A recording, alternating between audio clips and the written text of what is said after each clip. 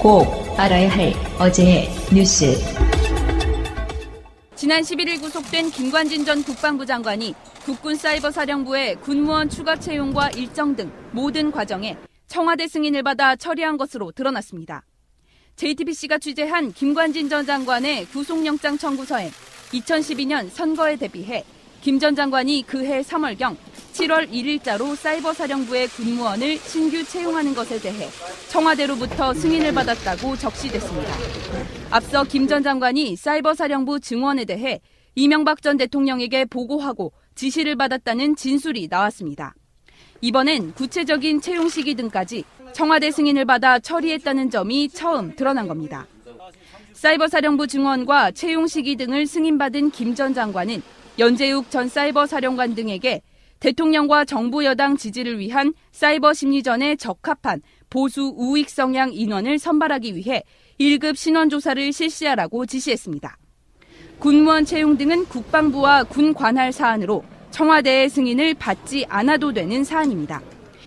이 때문에 검찰은 이명박 전 대통령 등 당시 청와대가 사이버사 운용에 직접 관여한 걸로 보고 있습니다.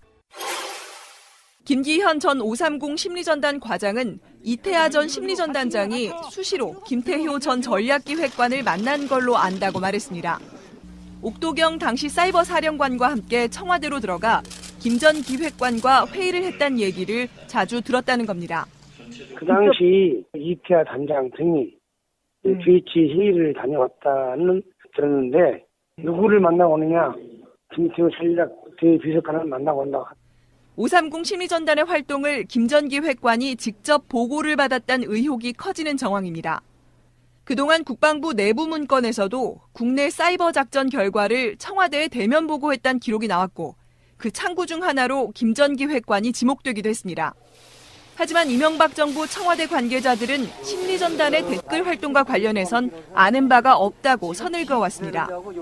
그러는 사이 심리전단 활동을 이끌었던 이 전 단장만 정치 개입 혐의로 2심까지 유죄 판결을 받았습니다. 이런 상황에서 이태하 전 단장이 대통령의 측근인 김 전 기획관을 수시로 만났다는 주장이 나온 겁니다. 이에 따라 김 전 기획관을 출국 금지한 검찰은 조만간 김 전 기획관을 소환해 댓글 공작 관여 여부를 조사할 전망입니다. 국가정보원 특수활동비 상납수사 초기엔 이른바 문고리 3인방이 받은 돈을 일부 사용했을 거란 의혹이 제기됐습니다. 박근혜 정부 들어 이들이 서울에 아파트를 산 것을 두고 상납받은 돈을 쓴 것 아니냐는 의혹도 불거졌습니다. 하지만 문고리 3인방은 최근 검찰 조사에서 상납받은 특수활동비는 자신들이 사용한 돈이 아니라고 진술한 것으로 확인됐습니다. 자신들은 돈을 받아와 관리만 했을 뿐 사용 권한은 전적으로 박근혜 전 대통령에게 있었다는 겁니다.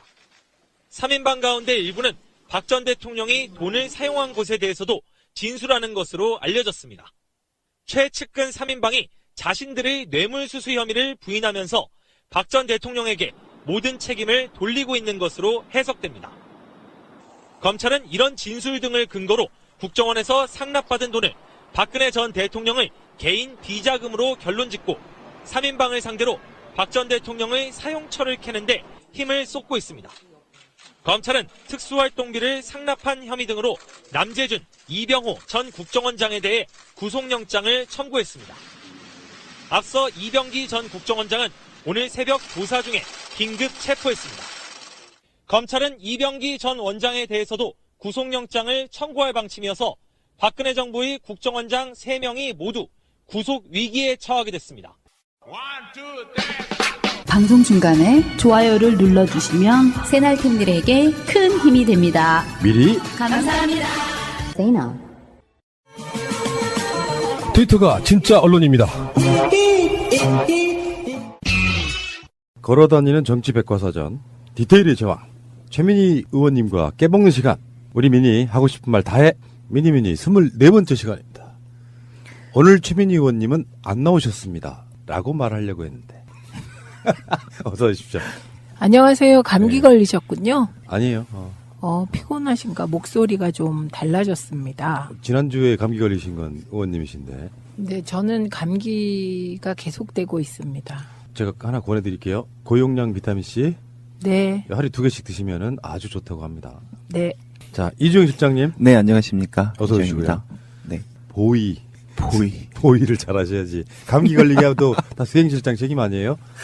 아, 그게 아니고 제가 모신다니까. 운전도 같이 하세요. 운전도 직접 하시면 되겠네. 운전은 못합니다. 자료 봐야 되기 때문에. 운전을 원래 잘 못하세요? 아니면은 운전을 제가 83년에 면허를 땄어요. 그런데 밤에 운전 못해요. 밤에 운전하시는 분들께 팁 하나. 그 노란색 들어간 안경 쓰시면 좋아요. 잘 보여요. 아, 노란색 색깔이. 야간에 운전할 때. 네. 아, 네네. 아, 저에겐 아주 좋은 팁입니다. 예. 실장님, 네. 평상시 때 이렇게 돌아다니시는 바로 그 지역구. 지역구는 와부읍, 진건읍, 교안면, 태계원면, 금곡동, 양정동, 지금동, 도농동이 되겠습니다. 그러니까 읍하고 면하고 동하고 이렇게 돼 있는 거죠. 예. 네. 기름값도 장난 아닐 것 같은데. 한 달에 한 3, 40? 3, 모닝, 40만 원? 모닝. 저게 모닝이기 때문에 그런 거예요. 요게 지금 캐딜락 원을 타고 다녔다면 어떻게 됐을까요? 100만 원 넘겠죠. 트럼프가 타는 차 이름이 캐딜락 원이잖아요.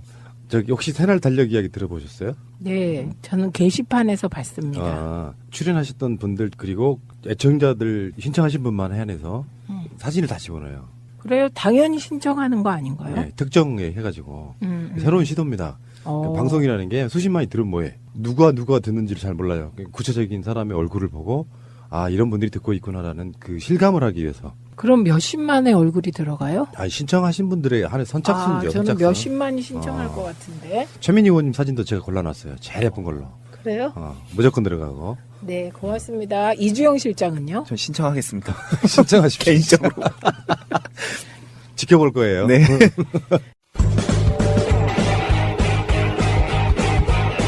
제도로서의 민주주의가 흔들리고 구타는 일은 이제 없습니다. 민주주의가 밥이고 밥이 민주주의가 되어야 합니다. 그 요즘요, 박정희 동상 건립 관련하여 막 보수 진보 이렇게 몰고 가잖아요. 근데 저는 그게 보수 진보 문제 같지가 않고요. 2017년 대한민국에 4m짜리 남성 동상을 세우는 거잖아요. 그래서 저는 그게 좀 웃기고 구리게 느껴져요. 이게 우상숭배도 아니고 동상을 정말 이상해요. 기댈 곳이 거기밖에 없는 거죠. 동상 세우고 그럼 앞에 가서 막 절해요? 그러니까 뒤로 가보면 네. 박근혜의 영광에 기대겠어요. 이명박에 기대겠어요. 솔직히 말씀드리면 그쪽 사람들은 김영삼 대통령을 뭐 자랑하기도 그렇고 자랑 안 하기도 그렇고 애매한 분이고 그 뒤에 노태우, 전두환. 그러니까 기댈 사람이 없네요. 딱 박정희밖에 없는 거예요. 그렇네요. 예. 그 후광에는 기대고 싶은 거고. 그렇다고 동상을 세워서 기대요? 저는 동상을 세운다는 그 행위가 대명천지에 대한민국에 안 맞는 것 같다 이 말씀이죠. 그 생각이 웃어서 그렇죠. 네. 상대방은 자꾸 손가락질하고 있는데 자기들은 자랑스럽게 내미는 그 물건 하나가 너무 후진 거예요, 생각이. 그렇죠. 그러니까 우리도 반대하는 분들도 너무 정색하고 뭐 진보다 마다 이게 아니라 구리다. 구리지 않은 이야기 하나 할게요. 네. 문재인 대통령의 리커창하고의 한시대와. 진짜 너무 멋있었어요. 그래서 이거를 제가 오늘 그 문재인 대통령 역할을 하시고요. 예. 그다음에 제가 리커창 역할을 하겠습니다. 그래서 그 한시 낭송으로 방송을 시작하도록 하는 게 좋을 것 같아요. 일화 덕방 불시춘이요. 백화 제방 춘만원이라. 어머나. 왜요? 왜요? 그럼 이걸 또 저는 춘강수 성지 중국어로 읽으신다고 이러신 거예요, 지금? 뭐 그런 건가요? 봄이 오면 강물이 먼저 따뜻해지고 강물에 있는 오리가 따뜻한 봄을 느낄 수 있다는 예. 말이 있다. 너무 멋있어요. 요건 이제 리커창의 이야기고 춘강수 봄이 오는 강물 그다음에 난 따뜻해진다 이런 뜻이죠. 앞 오리가 먼저 한다 이런 뜻이고요. 저는 이번에 오리 앞자를 외웠네요. 갑자에다가 세조자 붙어 있는 거고요. 네, 오리 앞. 근데 이제 문 대통령은 고금 현문이라 그래서 원래 제목이 석시현문이라는 책이에요. 그 명나라 때 명나라 때 어떤 유생이 찬집 그러니까 모아가지고 만든 어떤 일종의 그 명언집 같은 거 그런 건데 그거를 지금 문재인 대통령이 꺼내신 거거든요. 지금 문재인 대통령이 처음 하신 얘기가 아니고 2014년에 시진핑이 한국에 옵니다. 그 당시에 박근혜 때. 그때 중국에서 먼저 조선 중앙 동화에 기고를 해요. 그 해가 한중 수교 22주년이었고요. 네. 중국인들 엄청나게 몰려들던 바로 그런 시기거든요. 근데 보통 이제 시진핑이나 그 트럼프 같은 경우는 나라를 방문하고 그럴 때 이렇게 이번에 트럼프처럼 일본, 한국, 중국 이렇게 거쳐가잖아요. 네. 그 당시 시진핑은 단독으로 한국 1박 2일 방문했었는데 그때 그 기고문의 제목이 뭐냐면은 새잎 주고 집을 사고 천냥 주고 이웃을 산다. 그 기고문에 들어있던 바로 그런 내용이에요. 이제 그 당시 분위기가 좋았을 때고 그 시진핑이 한국이라는 나라에 굉장히 공을 들이던 바로 그런 시기고 그 시진핑이 국가 주석으로 취임한 게 그 전에 2013년 3월달이었기 때문에 한국과의 관계를 굉장히 중요시했는데 나중에 사드 같은 걸로 완전 배신당하는 뭐 그런 거죠. 그런 거죠. 근데 그 시진핑이 진짜 좋아한 사람은 박정희 대통령이라고 합니다. 제가 중국 가서 들었던 얘기인데 시진핑이 박정희 대통령의 새마을 운동에 꽂혔었대요. 그래서 그의 딸이라 박근혜에게 잘해준 건데 그게 좀 오독을 한 것 같아요. 그렇게 배신당하신 분이 또 한 분 더 계시죠. 우리 김대중 대통령 잘해주려고 엄청 노력했잖아요. 좀 짠하게 예. 생각하셨겠죠. 그러면 이제 박정희 동상을 중국에 세우면 되겠네. 진짜 기발하다, 기발해. 어. 그다음에요. 그 리코창이 읽은 시는 소식의 시. 소동파. 예, 맞습니다. 예, 소동파 소식의 시입니다. 해숭춘강 효경. 그 예. 아까 그 앞에 구절이 뭐냐면은 중국어로 해볼까요? 주계도화 삼량지. 대숲 밖으로 복사꽃 두세 가지 피었고. 대숲 밖에 복사꽃이 복숭아꽃이라는 뜻이잖아요. 네. 그러니까 주계도화 대나무숲 밖에 복숭아꽃이 삼량지 예, 두세 가지로 피었다. 봄이 왔다는 것을 이제 그 형용하는 바로 그런 한시가 되겠습니다. 읽어보세요. 제가 해석할게요. 주계도화 삼량지. 대숲 밖으로 복사꽃 두세 가지 피었고. 충강순한 앞선지. 봄강물의 따뜻함은 오리가 먼저 아네. 루호만지 노아단. 쑥은 땅에 가득하고 갈 때는 아직 짧은데 정시하던 욕상시. 지금이 곧 보고가 올라올 때인가 보구나. 그냥 좋다. 술 그냥 한잔 좋고 곁들여야 되는데. 먹을 게 두 개나 들어가잖아요. 네. 오리고기랑 보고. 보고랑. 이 마지막 끄트머리 부분에 욕상시가 갑자기 십상시가 생각이. 아이고 알겠습니다. 잠시 후에 다시 오겠습니다. 김장겸이 물러났습니다. MBC 장악 김재철 안광한 다음에 김장겸까지 2814일 만에 이명박의 MBC 장악이 끝난 거죠. 그렇죠. 근데 우리가 안광한 사장이 잘 기억이 안 나는 건 그냥 김재철이 해놓은 거 위에서 그걸 유지하는 역할을 했기 때문인 거죠. 네, 그리고 김장겸이 생각이 나는 건 조금 우리식으로 표현하면 좀 악랄하게 했다 이렇게 평가받기 때문인 거죠. 김장겸이 마지막으로 한 말 있죠. 공영방송을 지키지 못해서 죄송하다. 아, 나 진짜 어처구니가 없어서 정말 그렇게 뻔뻔할 수가 있습니까? 저는 김장겸 하면 생각나는 일화가 있어요. 네. 2012년에 MBC가 너무 편파 보도를 했거든요. 총선 때도 그렇고 대선 때도 그렇고. 그래서 우리가 MBC 방문을 해요. 그런데 그때 이상하게 의원님들이 방문을 잘 안 하려고 하는 거예요. 제가 잘 몰랐어요. 방송에 대한 국회의원들의 일반적 태도를. 그래갖고 이제 MBC 가자! 그러면 꼭 누가 나오는지 아세요? 저하고 전병헌. 그분. 예. 두 명이 가게 되는 거예요. 그래갖고 이제 그러고 이제 임수경 의원이 가끔 끼고 이렇게 되는 거죠. 그래갖고 갔는데 김장겸 그 사장이 저한테 최민희 씨 그러는 거예요. 깜짝 놀랐어요. 이번에 그 정우택 까라 방통위원회 방문해서 이효성 방통위원장한테 하는 거 보셨죠? 네, 그 비슷한 태도였어요. 완전히 반대네. 그럼 우리도 그렇게 해야죠. 우리는 이제 진보가 그 보수나 극우에 비해서 우월한 것은 인간 존중의 정신이 있다고 생각을 합니다. 속마음은요. 그래가지고요. 네. 그러면서 그 저에게 한 얘기가 지금도 생생하게 기억나는 게 그 민주당 당신네 쪽은 정권 못 잡는다. 그렇게 하고 정권 잡겠습니까? 그러는 거예요. 녹취라도 하시고 그러셨어요? 그때는 그런 생각을 야, 못했죠. 정말 심하네. 네, 그런 말을 공공연하게 뒤에서도 했고 제 앞에서 그렇게 하더라니까요. 책상을 땅땅 치면서. 그 느낌이 그 이상이었고요. 태도도 이제 국회의원들이 가면 그래도 이렇게는 앉는데 네. 그냥 이렇게 앉아갖고 다리 이렇게 꼬고. 뭔지 이렇게. 알아요. 거만함의 어떤. 네, 그런. 네. 그리고 이 당시에 야당 의원들을 국회의원 취급을 안 했어요. 진짜 그 한 정권이 빌붙어 있으니까 언론사 자체가 권부가 돼버리잖아요. 권부. 그러니까 언론 권력 권력기관. 예, 예. 근데 이제 아직 갈 길이 멀다고 생각하는 게 일단은 의원님이 너무나 잘 알고 계시는 백종문 씨가 이제 부사장이 사장 대행이 되는 하고. 겁니다. 백종문은 오늘 사퇴했습니다. 그리고 이제 실제로 사장이 임명되기까지의 과정이 좀 길 거고 앞으로. 그게 길면 안 되죠. 지금 핵심이 예. 그거예요. 그리고 사장이 바뀌어야 인사를 또 할 거 아니에요. 그렇죠. 실제로 바뀌는데 얼마나 걸릴까요, 대략? 저는 이게 이제 얼마나 빨리 박문진이 사장 선임을 하느냐에 따라 달라진다고 생각합니다. 트위터상에 일설 하나, MBC 사장에 손석희 사장이 갈 수도 있다. 가능성이 있어요, 없어요? 없어요. 없죠? 예, 네. 그럴 줄 알았어요. 아, 이럴 때 있는 듯 없는 듯 이렇게 하는 게 일반적인 정치인의 태도인데. 저도 상식적으로 말이 안 된다고 생각하는데. 그건 말이 안 예. 됩니다. 많은 사람들이 그렇게 그림을 그려보고 그냥 싶어요. 기대하는 예. 거죠, 기대. 그러면 혹시 이 사람이 갔으면 좋겠다를 이니셜로 한 사람만 다. 뭐 없어요. 에이, 무슨 속마음은 말을 못하세요. 예.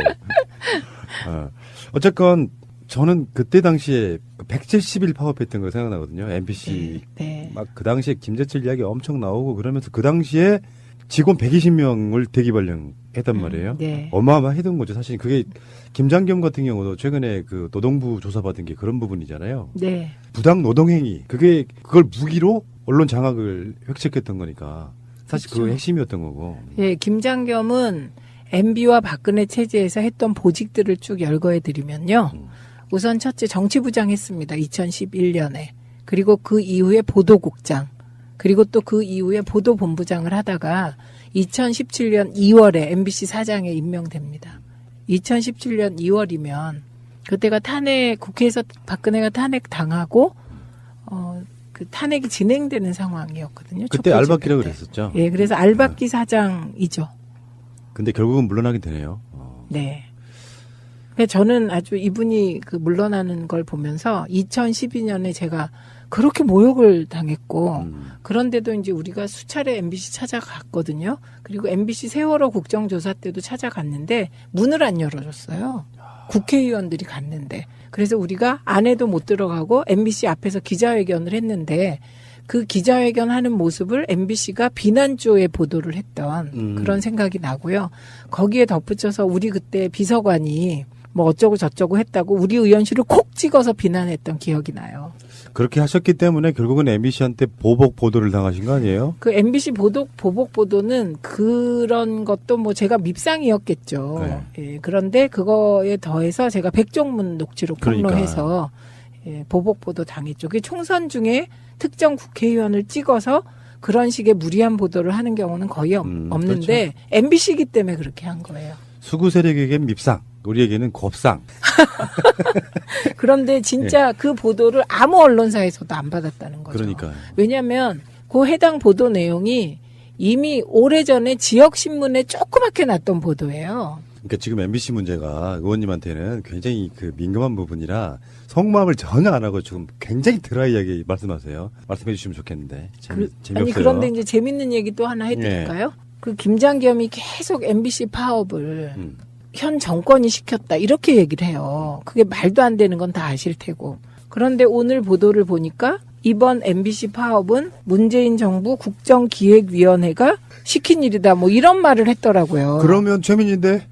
국정기획위원회에서 방송을 담당했던 건 최민인데?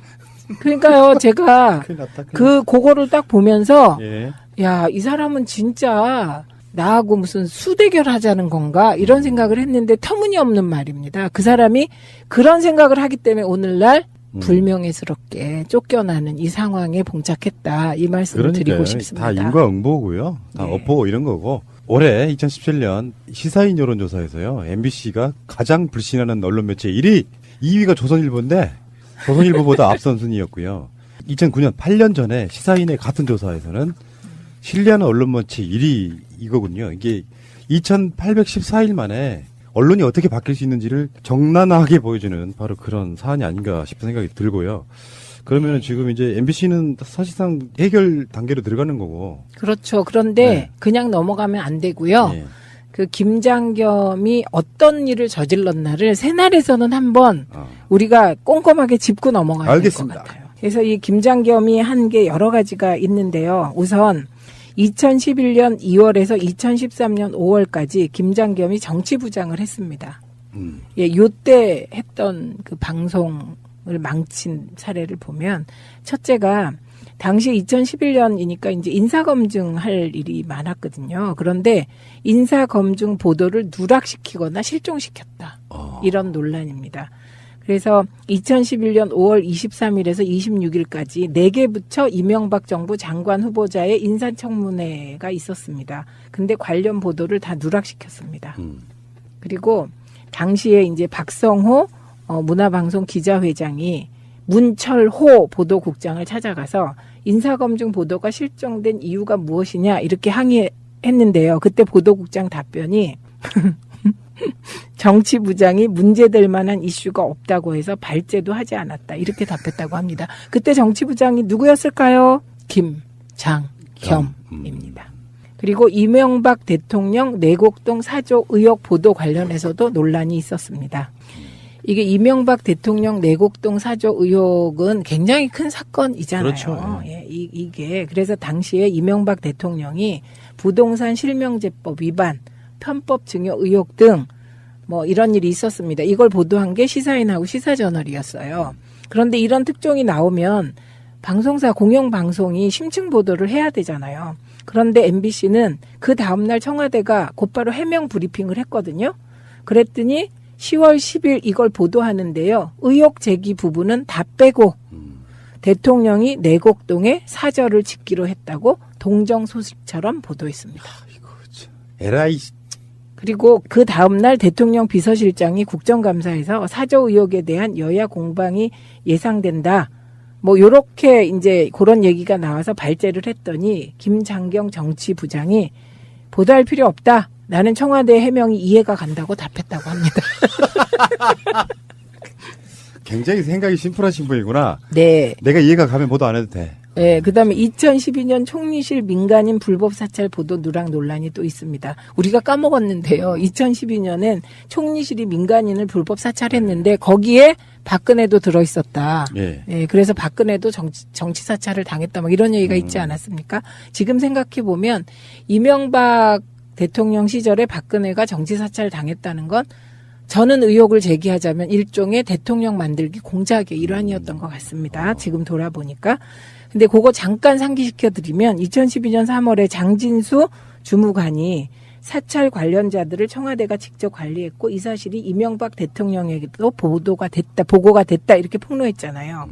그런데 MBC 뉴스 데스크는 지상파 방송 3사 메인 뉴스 가운데 유일하게 이명박 대통령과 관련한 의혹을 언급하지 않은 방송입니다. 언론을 참 편하게 하신다. 그렇죠. 그리고 이 민간인 사찰 파문 드디어 이제 블랙리스트 연예인 그때 이제 이미 진행 중이었는데요.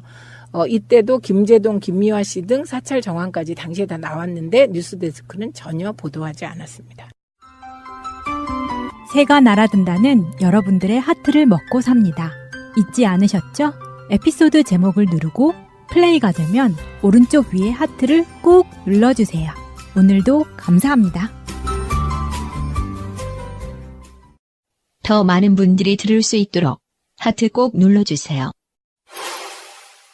그다음에 2012년 4월 11일 총선 편파보도 논란이 있습니다. 이때 김용민 막말 논란 기억나시죠? 네. 이거를 뉴스데스크가 5일 연속 보도합니다. 에이, 네. 그리고요, 문대성 새누리당 후보가 그때 논문 표절 논란이 불거졌거든요.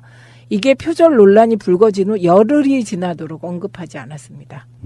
그리고요, 박근혜 그때 당시 대책위원장은 웃고 악수하고 손 흔들고 지지자로부터 꽃을 받는 긍정적인 장면이 막 부각되고요. 한명숙 민주당 대표는 어떤 장면을 내보낼게요? 혼자 걸어가는 장면. 악수를 하다 말고 빠져나가는 모습. 이걸 렌지컷이라고 하거든요. 예. 그런 것만 보도했습니다. 진짜 나쁘죠? 이때가 파업이 진행되고 있었고요. 언론은 어떤 의도를 가지면요 얼마든지 왜곡시킬 수 있어요. 네. 상황들을. 그리고 2012년 18대 대선 편파보도 논란 이건 뭐 잘 아시겠지만 심지어요 박근혜나 뭐 이 박근혜 후보가 이제 이렇게 있는데 뭐 이렇게 공간이 남잖아요. 그럼 그 공간은 없애라고 했고요. 그러니까 늘 박근혜 후보는 꽉 사람들에 둘러싸인 그런 멋진 모습이 예, 잡힌 것이죠. 그리고 가장 중요한 거 12월 6일 안철수 후보가 문재인 후보를 공식 지지했거든요. 이 리포트를 하는데 모든 방송사는 탑으로 배치했습니다. 그만큼 큰 사건인데 MBC는 이게 뭐 7번째 꼭지까지 한파 소식을 계속 전하다가 중거 중요하죠. 8번째 관련 리포트로 내보냈습니다. 그리고 안철수의 박사학위 논문 표절 이런 거 있잖아요. 이거는 뉴스데스크가 단독 보도했는데요. 이거는 나중에 심의 제재를 받기도 했습니다. 너무 많아요. 이분이 보도국장 시절에는 제목만이라도 불러드려야 돼요. 제가. 예. 국정원 대선 개입 댓글 사건 보도 이거 축소하거나 뭐 이상하게 보도했고요. 그다음에 보도국장실에 취재간 MBC 출입 기자가 있었어요. 미디어오늘. 이 사람을 무단 침입으로 형사 고소한 사건이 있었습니다. 그 팟캐스트는 많이 들었어요. 그죠. 그런데 그 사람, 그 기자가 국장실에 머문 시간이 총 73초였다고 합니다.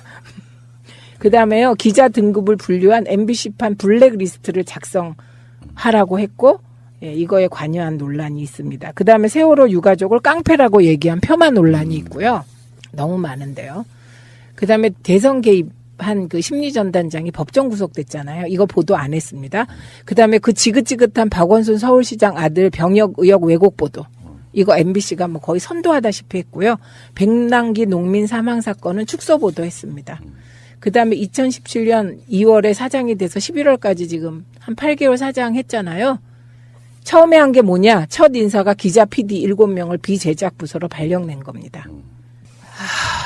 근데 이런 게 있더라고요. 이제 이야기 다 하신 김에. 네. 김재철은 이제 자기 실드로 무슨 얘기를 했냐면은 그래서 내가 스스로 물러난 사람 아니냐.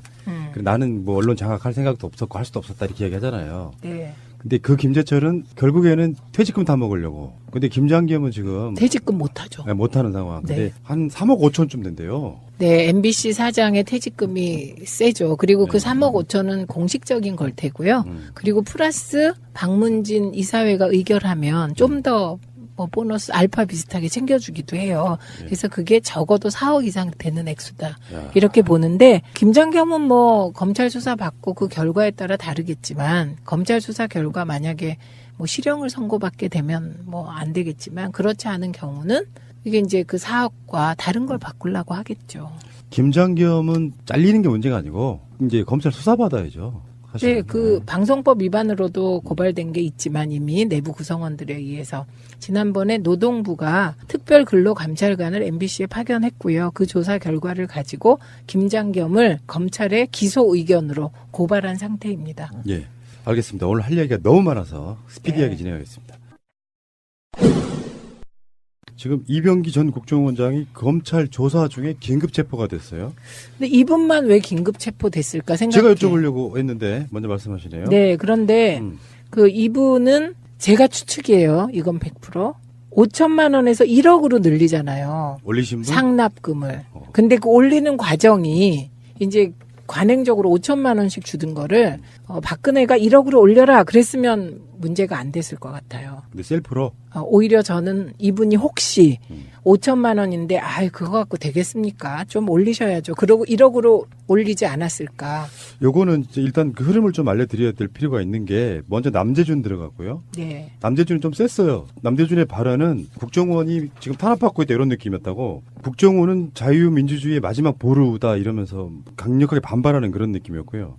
다음에 이병호가 들어갔어요. 남재준 다음에 원래는 이병기 국정원장이거든요. 순서가 좀 바뀌었죠. 들어간 순서는. 네. 이병호는 조금 더 객관적으로 안보 중세가 이 중에서 국정원 강화가 어느 때보다 절실한 때다 이렇게 이야기하는 정도였고요. 네. 이병기는 들어가면서부터 죄송하다, 송구스럽게 생각한다 이렇게 얘기를 했는데 가장 협조적으로 나오신 분이라고 보는데 이병기가 긴급 체포되면서 바로 구속영장 치겠죠. 이틀 안에 이제 해야 될 거고. 그렇게 해서 1억으로 올리는 과정이 주도적이었을 거다. 제 추측이고요. 그런데 더한 것은 그렇게 1억으로 올린 이분이 국정원장 하다가 청와대 비서실장으로 영전합니다. 그러니까요. 예, 그러니까 그게 뇌물성이 있는 거죠. 그러니까 이게 국가 돈으로 뇌물성 행위를 했다고 볼 수 있는 거죠. 이름하여 매관매직. 그렇게도 말할 수 있는 네. 거죠. 네. 예, 그래서 저는 이제 제가 19대 때 국회를 하면 그 국회 할 때 운영위원을 했거든요. 그때 김기춘 비서실장을 상대해 봤고 그다음에 이병기 비서실장까지 상대해 봤어요.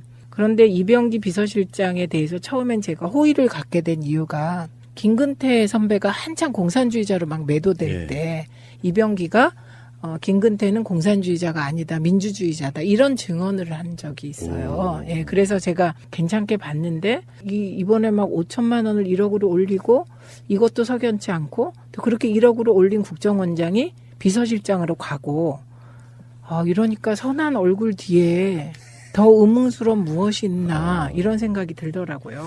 그러면 이제 남재준하고 이병호도 네. 조만간 구속영장 청구되겠군요. 남재준, 이병호도 오늘 구속영장이 청구됐습니다. 근데 지금까지 나온 얘기는 어쨌든 국고 손실, 국정원의 특활비가 박근혜의 쌈짓돈처럼 비자금처럼 쓰인 거잖아요. 그러니까 이랬을 경우 이게 국고 손실에 해당하고 이 국고 손실을 주도하게 되면 5억 이상이면 무기징역까지 때릴 수 있더라고요. 이게 엄청 큰 범죄더라고요. 그러니까 국고 손실은 손실인데 네. 이병기 같은 경우는 일종의 뇌물죄 같은 것들이 적용되는 거라고 봐야겠네요. 그런 것도 검토할 수 있는 상황이다. 뭐 그런 거고요. 그래서 지금 검찰에서 구속영장 청구를 검토하고 있다 이렇게 얘기하는데 국정원장에 대해서 검토하고 있다 이 말은 청구하겠다는 말이죠. 그렇죠. 네. 되게. 네. 때를 보고 있다 이런 뜻이지. 그렇죠. 사실은. 네. 네, 네. 근데 연결해가지고 네. 지금 그 국정원의 특수활동비 상납 사실은 뭐 좀 더 우리 느낌적으로 나오면은 뇌물이죠, 뇌물. 네. 이 의혹이 이제 저번에 또 우리 방송들에서 정치권 자유한국당은 과연 받은 게 없을까 이런 이야기 했는데 최근 보도 보니까 아마 이건 제가 봤을 때는 검찰 발로 나오는 이야기 같아요. 그러니까 일종의 빨대들이 네. 이야기해주는 그런 이야기 같은데 현재 국회의원 당연히 다 제가 보기에는 자유한국당 예전 새누리당 소속의 의원들이겠죠. 그게요, 야당도, 당시 야당도 네. 있다고 해요. 그러니까 이게 국정원으로부터 돈을 받을 수 있는 정보위원들이 누굴까? 이렇게 생각하셔야 되거든요. 이게 5명이라고 지금 지명됐잖아요. 5명이다. 그러니까 검색을 해보면 그 당시에 19대 국회에 정보위원장, 네. 여야 간사, 그 중에서 특히 당시 여당 간사, 한 사람 누군지 알아요. 왜냐하면 그분이 찾아냈어요, 네티즌들이. 그럴 것도 없이 네. 우리가 맨날 방송을 했던 게 이 사람 이야기예요. 이 사람은 네, 국정원 네. 출신인데다가 네. 국정원 쉴드만 쳤어요. 실드 맞췄던 사람이고 네. 국정원 출신들이 그렇게 많지가 않잖아요. 네. 지금 네. 민주당에도 한 분 계시지만 국정원 실드 치시는 분이 아니잖아요. 네. 국정원 직원들 니들 다 죽는다 이런 거잖아 지금.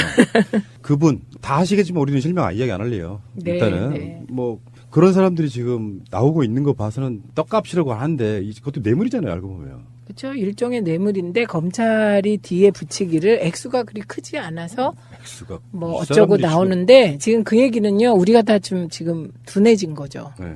그러니까 막 이 정말 많은 액수들이 막 왔다 갔다 하니까 회당 수백만 원씩 이게 적어요. 우리는 엄청 크죠. 한 달 월급이죠. 그러니까 식사라도 고가의 식사를 대접받으면은 국회의원이 그 기관을 쉽게 대할 수 없는 건데 당연하죠. 현찰을 받았다고 하는 건 뇌물이라는 게 그런 거잖아요. 상대방이 주는 거를 받아서 돌려주는 상황은 나 니들 이야기 들어줄 수 없어인 거고 그냥 그대로 받으면 보호해 줄게 이거잖아요. 그렇죠. 네. 그렇게 봐야 되고 그다음에 이 수백만 원의 돈을 국정원에서 받는 거는 보통 국회의원들에게도 보통 일이 아닙니다. 네. 굉장히 겁나는 일이에요. 가슴 떨리는, 무서워서. 국정원한테 받는 거잖아요.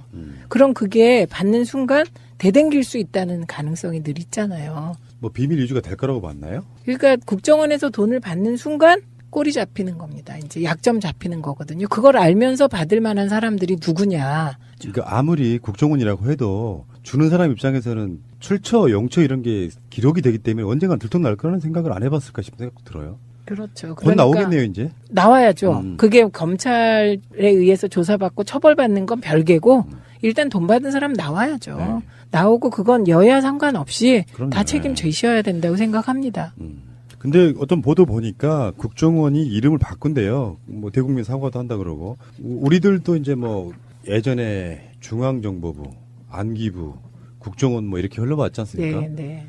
이름 바꾼다고 사실 되는 문제는 아닌데 환골탈태를 하거나 논란이 있을 수 있지만 국정원에게 국내 수집, 정치 개입 사실은 굉장히 중요한 고리잖아요. 네. 북한에 대한 또는 뭐 산업 파이 뭐 이런 거에 대한 활동을 하는 게 아니고 법을 정말로 디테일하게 전에 그 무슨 이야기를 했었냐면은 국정원 직원이 불법 행위를 하는 거에 대한 처벌이 굉장히 지금까지 약했다라고 그러더라고요. 그 국정원이라는 특수성 때문에 그런 건데 그래서 그 나온 해법 중에 하나가 그런 거잖아요. 국정원이 형사재판에 연루가 되면 굉장히 세게 다스리는 뭐 이런 법을 네. 발의를 해가지고라도 외부적으로도 해야 되고 국정원의 특수활동비 같은 것들에 대해서 대국민 공개는 못하더라도 확실하게 공개할 수 있게 사후에 국회에서 볼 수 있게 하면 되고요. 근데 이제 국회에서 보게 하면 그건 뭐 언론에 누출된다고 봐야 되거든요. 예, 그런데 국회 사후에 공개하는 건 전 꼭 필요하다고 생각합니다. 만약에 사후 공개를 했다면 이런 식으로 청와대에 비자금을 상납하는 일은 있을 수가 없는 거죠. 문재인 대통령의 공약을 한번 보겠습니다. 예측할 수 있을 것 같은데 해외 안보 정보원 네. 이런 식으로 바꾸겠다 이런 거 뭐 이름은 뭐 똑같아질지 모르겠지만 여기서 온돌라이프의 획기적인 난방 제품 발구들을 드리는 이벤트 문제 나갑니다. 문재인 대통령의 공약 중 국정원의 새로운 이름은 무엇일까요? 정답은 해외안보정보원입니다. 팟빵 새날 게시판에 이메일 주소를 올려주시면 이메일을 드립니다.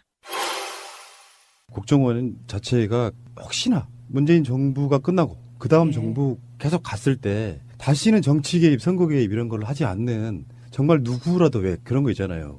미국 사람들 CIA 같은데 부끄럽다고 느끼지는 않잖아요. CIA에서 만약에 댓글하고 이렇게 상납하고 이랬다고 하면 미국 사회가 뒤집어져요. 그러니까. 그런데 우리의 보수들은 그리고 자유한국당이나 뭐 일부 의원들이나 지금 전 국정원장들이 지금 이 상황을 놓고 뭐 국정원이 상처를 입고 뭐 안보기관들이 상처를 입어서 문제다 이런 말 하는 거 진짜 말도 안 되고 더 문제죠. 그렇게 중요한 안보기관들이 국정원하고 군이 국내 정치에나 개입하고 그러다가 김정일 사망한 것도 51시간 뒤에 북한이 발표하는 거 보고 알고 그 아줌마가 발표했잖아요. 그거 보고 알았다는 거 아니에요. 아유, 정말 부끄러운 일입니다. 근데요, 저는 그 돈 받은 거에 관해서 꼭 드리고 싶은 말씀이 그러니까 국정원에서 돈을 받는다 무섭잖아요. 꼬리 잡히고 이게 내가 약점 잡힌다는 거 알면서 받는 관계는 얼마나 친밀한 것이냐. 그러니까. 자, 국정원 석고 대체해야죠. 네. BBK라는 투자 자문회사를 설립을 하고 여러분 이거 다 거짓말하는 걸 아시죠?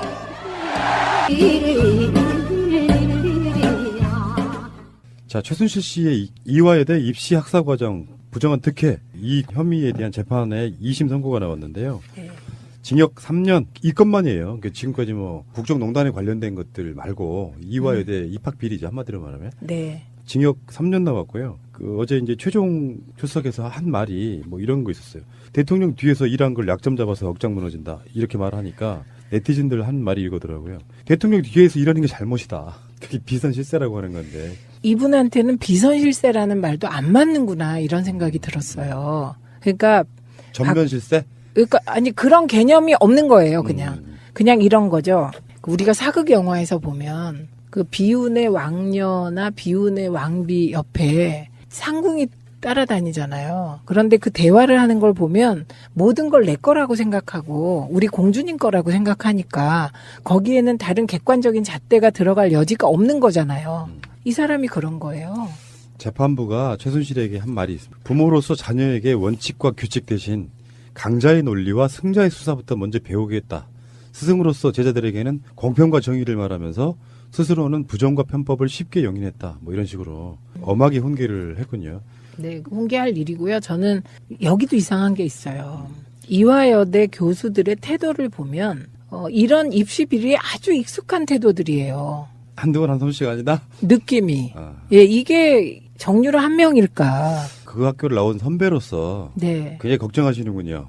그 학교뿐만 아니고 이게 소위 좋은 대학, 인류대학이라는 곳이 과연 입시 비리로부터 자유로운가. 정유라 맞습니다. 사태를 예. 보면서 특히 사학 같은 경우는 좀 되죠. 심각할 수 있다는 이야기 많이 들었거든요. 그렇죠. 근데 이게 이제 그 국립대학이나 공립 같은 경우는 나름 시스템이 있어요. 그런데 사학은 교수들 자체가 생각이 다른 느낌? 네. 이런 게 있더라고요. 예전에는 그냥 시험만 봐서 들어가는 경우가 많았고 요즘에는 이렇게 여러 가지 특기라든지 뭐 수시라든지 뭐 이런 식으로 해가지고 면접이 중요시되는 그런 경우에는 나쁜 마음을 먹으면 비리가 개입할 개연성이 굉장히 높아지잖아요. 네. 그런 것들을 악용해 먹는 게 아닌가 싶어요. 사실 그 암기 위주의 시험에서 벗어나서 인성을 보고자 하는 무슨 면접 같은 게 많아지면 그걸 또 악용해 먹으니까 이 법과 제도라는 게 사실 좀 무력화되는 느낌. 그게 자존심이 없는 거예요. 그 다음에요. 그 최순실이 한 말 중에 제일 웃기는 말이 뭔지 아세요?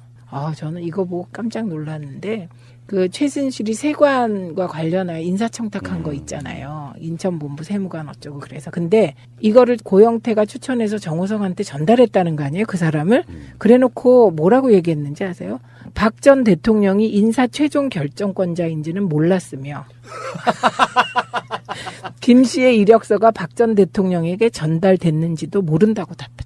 우리나라의 모든 공적인 자리는 사실 대통령의 입김이 들어간다고 봐야죠. 가능합니까? 불이라고 생각하면. 공무원의 최종 인사권자는 대통령입니다.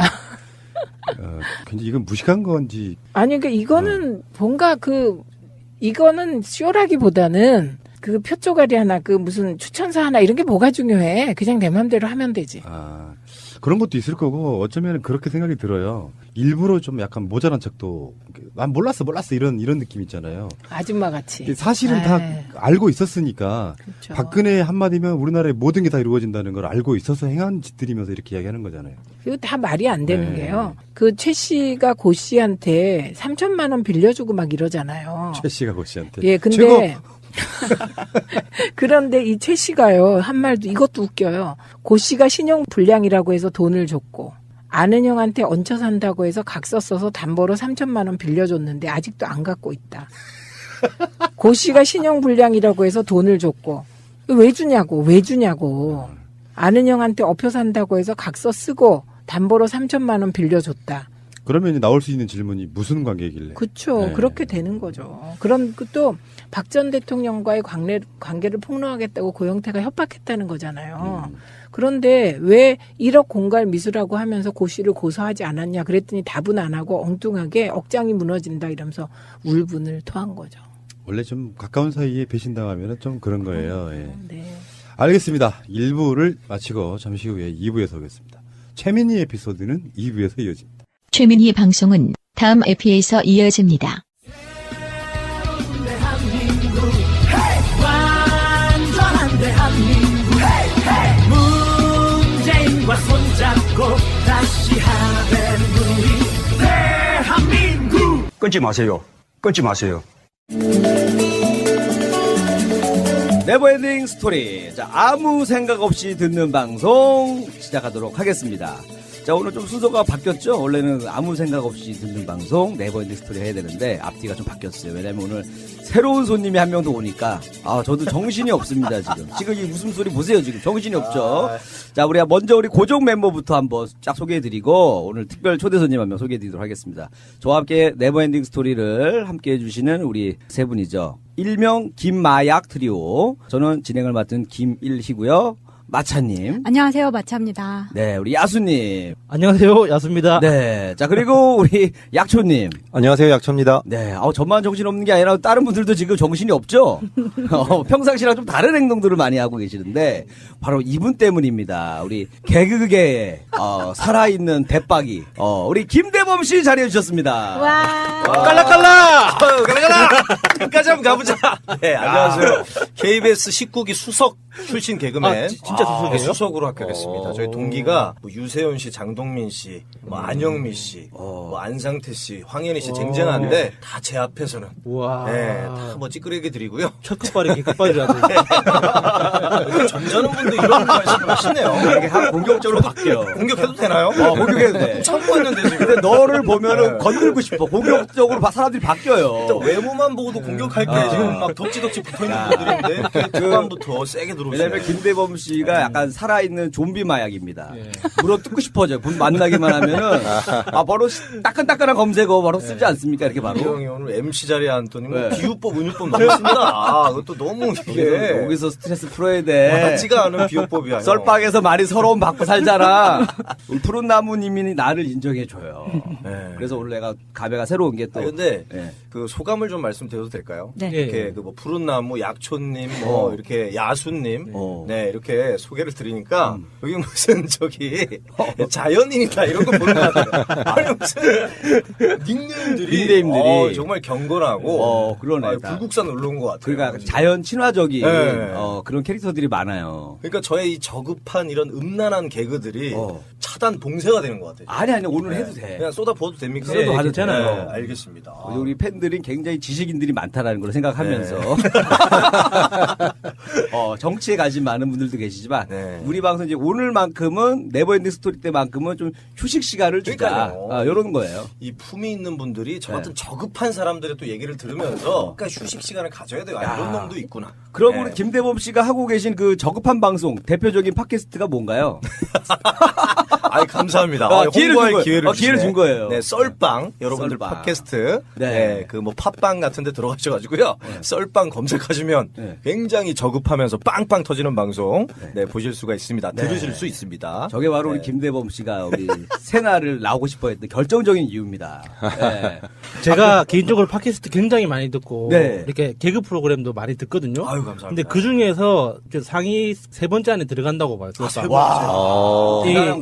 시사 정치 아닌 다른 개그 중심으로 하는 것들 중에 진짜 깔끔하고 재밌어요. 진짜요? 네. 근데 왜 종합 순위는 100이 밖에 있는 거죠, 저희는? 그거는 그쪽 사정이고. 근데 깔끔하다는 또 평가는 처음 듣는데 그렇게 저급하게 방송을 했는데 내용은 지저분한데 그러니까 그 전체 구성을 깔끔하게 지저분한 내용도 깔끔하게 딱 마무리를 하더라고요. 그 깔끔하게 정리하는 애가 오늘 안 나왔어요. 황현희 씨인데 황현희 씨는 청소기 역할을 하고 주로 지저분하게 하는 그 진흙탕 싸움은 김대범 씨랑 저랑 주로 하고 있습니다. 좌쓰레기 우쓰레기가 지금 다 와 있습니다. 굉장히 지저분해질 거예요 지금. 그 정치적인 좌우 아닙니다. 이거 괜히 또 이 발언이 조심해야 된다. 조심해야. 그래도 나쁘지 않았던 게 저한테 좌를 줬기 때문에 요쪽에서는 좌라고 하면 괜찮아요. 저는 좌우 아무 색깔이 없는 사람이기 때문에 중쓰레기로 해 그냥 중쓰레기. 중쓰레기로 가겠습니다. 중쓰레기. 이거 괜히 조심해야 될 것 같아요. 자, 그래서 오늘 또 우리 에피소드 제조기인데 오늘 또 어떤 이야기를 네버엔딩 스토리에서 풀어줄지 기대를 많이 모아보도록 하겠습니다. 자, 오늘 그 순서부터 한번 정해볼까요? 자, 가위바위보로 저는 리얼하게 가위바위보로 정하거든요. 순서 정합니다. 자, 가위바위보! 비겼어요. 가위바위보! 가위 두 분. 마차님하고 약주님 먼저 가르쳐요. 가위바위보. 자, 마차님 1등. 가위바위보! 대범아. 가위바위보! 제가 꼴찌했습니다. 역시 김일이는 어딜 가나 꼴찌구만. 야, 원래 MC가 내가 먼저 하면 너 기죽을까봐 늦게 하는 거야. 자, 그러면 순서를 우리 마차님부터 정할 수가 있어요. 네, 저는 국중주의를 표방하면서 세 번째로 하겠습니다. 안철수 씨가 좋아하는 3번, 가운데 3번 선택하셨고. 네, 또. 예, 오늘은 손님 오셨기 때문에 손님께서 나중에 정신을 번쩍 들게 하시라고 제가 처음에 좀 졸리게 만들겠습니다. 그 수면제 한번 뿌리고. 왜냐면 오늘도. 대부분이가 너무 컨디션이 좋기 때문에 한번 컨디션을 좀 낮춰주는 의미로 먼저 신청해줬고. 자, 우리 그 야수님은요? 좀 네 번째 할게요. 네 번째. 자, 그러면 자리 빈 게 2번. 2번하고 5번 2번 하겠습니다. 자, 그럼 제가 5번 하면서 자, 오늘 네버엔딩 스토리 오늘의 주제는요. 바로 라이벌입니다. 라이벌 어떤 이야기가 펼쳐질지도 기회가 많이 되는데 자, 그러면 본격적으로 시작해 보도록 하겠습니다. 오늘도 언제나와 같이 본격 졸리는 방송을 한번 해보겠습니다. 약초인데 이 사람 자목이 하는 그런 약초군요. 목소리가 좀 졸려요. 조금 졸립니다. 그런 약초. 좀 적응이 됐는데 대범 씨는 민감할 수가 있어요. 오늘 처음 봤기 때문에 효과가 빨라요. 우리 약초 형님 기대하겠습니다. 충분히 이해가 됩니다. 아직도 SNS에서 문재인 대통령만 팔로우하고 계시다고요? 친절한 청와대, 활짝 열려 소통하는 청와대, SNS 청와대 공식 계정으로 더 가깝게 만나세요. 트위터, 페이스북, 인스타그램과 카카오톡 플러스 친구에서 대한민국 청와대를 검색하고 친구가 되어주세요. 문재인 대통령과 청와대의 일정과 정책, 생생한 현장 사진들과 청와대 사람들의 뒷이야기까지 가장 빨리 만나볼 수 있습니다. 참! 청와대 홈페이지 즐겨찾기도 잊지 마세요. 오늘 제가 가져온 라이벌은 그 유명한 퇴계 이황과 남명조식입니다. 김대범 씨 괜찮으시겠어요? 깨우 그냥 썰빵 홍보 한번 했으니까. 아니, 이게 지금 퇴계 유황이 나오는 이런 얘기도 어디 가서 들어보겠어요. 네. 들어봐야 진득하니. 오늘 설민석 씨가 나와야 될 것 같기도 하고. 저 역사에 관심 많습니다. 예. 근데 오늘은 이제 우리가 이황은 많이 아니까 남명 조식을 앞에 놓고 이황을 붙이는 식으로 네. 한번 해보겠습니다. 제가 이제 안동에서 왔잖아요. 네. 근데 안동에 보면 제일 많은 성씨가 권씨, 김씨, 장씨거든요. 딱 세 가지 성인데 네.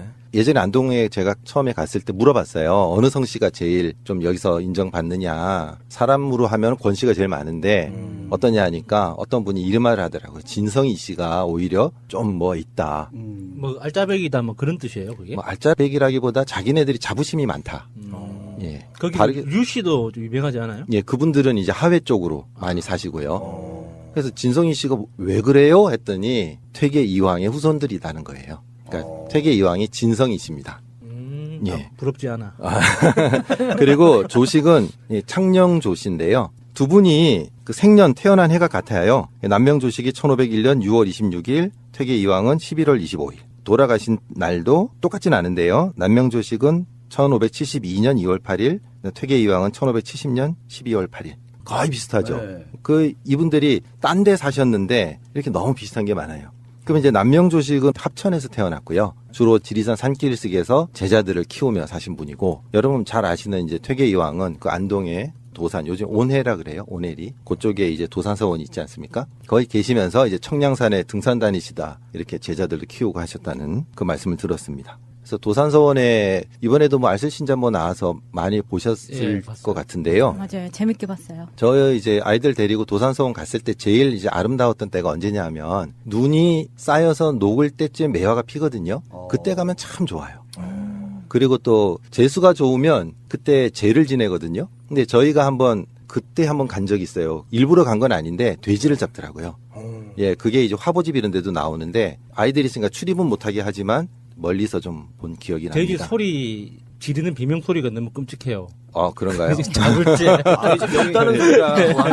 진짜 군대에서 본 적이 있는데. 예. 취사병이어서 해봤어요. 예. 오, 돼지 잡았어요. 저는 한 번도 안 해봤어요. 너무 끔찍해요. 못 봤어요. 너무 힘들었어요. 예. 근데 또 맛있게 먹었습니다. 아니, 굉장히 맛있더라고요. 잡고 바로 구워 먹잖아요. 예, 맛있어요. 기가 막힙니다. 야수님이 그 돼지 소리 좀 내주려고 그 얘기 꺼내신 거 아니세요? 비슷한데요? 메모 또 제가 잡았던 돼지랑 비슷하신 것 같아요. 제가 비슷해요. 네, 아니, 예. 우리 야수 형님이 이거 또 잠깐 입맛을 그러네요. 가지게 되네요. 예. 그러니까 도산서원 맨 꼭대기 가면은 거기서 잡아요. 그리고 이제 남명조식은 원래 산천제라고 하는 데에서 이제 말년에 제자들 키웠는데 뭐 여러 군데에서 하셨대요. 근데 지금 이제 가면은 그 시천이라는 곳에 덕천서원이 있거든요. 근데 그분이 이제 제자들 키운 곳은 아니고 이제 그 이후에 기념해서 만든 곳이에요. 제가 이렇게 서원이나 뭐 절 다니는 걸 좋아해가지고 그런 데 좀 다녀봤거든요. 둘 다 참 괜찮아요. 근데 이제 그냥 보기는 도산서원이 더 보기는 좋습니다. 자, 그런데 이 두 분들이 이제 가장 큰 차이가 뭐냐 하면 성격 차이인 것 같아요. 네. 그 청량산에도 저도 등산하면서 이제 퇴계 이황이 걸었다는 뭐 길도 좀 보고 가기도 했는데, 이제 퇴계 이황은 학문적 업적도 업적이지만 그 인품이 굉장히 부드러웠다 그래요. 그래서 이제 제자들에게도 부드럽고 사람들에게도 부드럽고 뭐 여하튼 그런 인품까지, 학문과 인품까지 이렇게 나왔는데, 이 남명조식 이분은 전혀 그런 게 없고 굉장히 깐깐하고 아주 평생 불의와 타협하지 않았다는 평가를 받는 분이에요. 설마 그 남명조식 그 선생님이 뭐 나이 따지고 뭐 선후배 따지고 막 그런 거는 아니에요. 그런 건 아니에요. 그런 건 아닌데 나는 불의와 타협하지 않는다. 내 갈 길을 간다. 이러는 분이래요. 퇴계 이황 선생님은 또 불의와 타협을 좀 하셨나요? 그건 아닌데 표현 방법이 많이 달랐던 것 같아요. 좀 이따 한번 설명을 드려볼게요. 그런데 이게 또 재밌는 게 뭐냐 하면은 이게 성격이 이러니까 이제 학문적인 부분에서도 서로 막 이렇게 남명조식은 꽉 막힌 것 같고 퇴계 이황은 열린 것 같은데 학문의 면에서는 또 반대였던 거예요. 남명조식은 오히려 노장 사상을 받아들이고 그것도 받아들였다고 해서 자기가 흡수한 건 아니고 그중에서 좋은 거를 취사 선택을 했는데 이황은 그렇지 않았대요. 남명조식에 대해서 오만하고 중용의 도를 기대하기 어렵고 노장에 물든 병통이 있다. 기가 얇다, 막 이런 데는. 예, 좀 그렇죠. 이미 병들었다. 야, 우리 모르는 언어를 막 서로 주고받으니까. 저는 우리 약초 형님이 학문 얘기할 때도 학문으로 들려요. 제 귀에 이 음란마기 때문에 죄송합니다. 그렇게 아프시잖아요. 분가하지 마시고 좀 부탁드리겠습니다. 예, 그러니까 이제 이황은 자기는 학문적으로는 이제 주자학을 따라가지고 그대로 지킨다 그랬는데 이제 성격은 남명조식이 깐깐하고 타협도 없고 그냥 고지고대로 살지만 또 학문의 면에 있어서는 굉장히 좀 폭넓은 입장을 가졌다.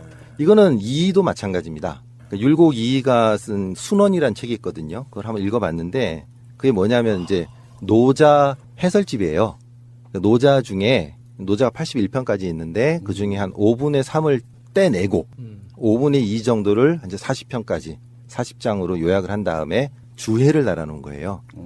그래서 여기에 보니까 뭐 이렇다 하면서 마지막에 평가를 하는데 너무 형이상학적인 걸 많이 다루고 형이하학적인 걸 안 다뤘다. 하지만 이것도 받아들일 만하다. 이가 그랬거든요. 그렇게 보면은 남명조식이 좀 이제 폭넓은 이와도 괴를 같이 하는 곳이 있지 않나 싶기도 합니다. 근데 이제 제가 그 남명조식이란 분을 서원도 가보고 하면서 제가 제일 감명 깊게 봤던 게 이거예요. 그분이 항상 경과 의를 중요시했다 그러는데 경요? 예, 공경할 경, 의로 의 해가지고 경의인데요. 항상 성성자라고 하는 방울을 차고 있었고 그 다음에 칼을 항상 차고 있었대요. 방울은 왜 차요? 방울은 경의 상징인데 항상 깨어 있어라. 남자의 상징이 아니고. 예, 그게 아니고. 저도 방울은 항상 우리가 굳이 안 쳐도 갖고 다니는데. 그러게. 네. 그래서 불쌍하게 생기면 여자를 오해받을 수 있으니까 방울 그렇구나. 소리를 내는 줄 알았죠, 저는. 예. 방울에서 좀 궁금해 하시네요. 여자분들 역시. 네. 아무도 못 물어보는 것 같아서. 그래서 항상 방울이 울릴 때마다 자기를 점검하고 깨어 있어야 된다.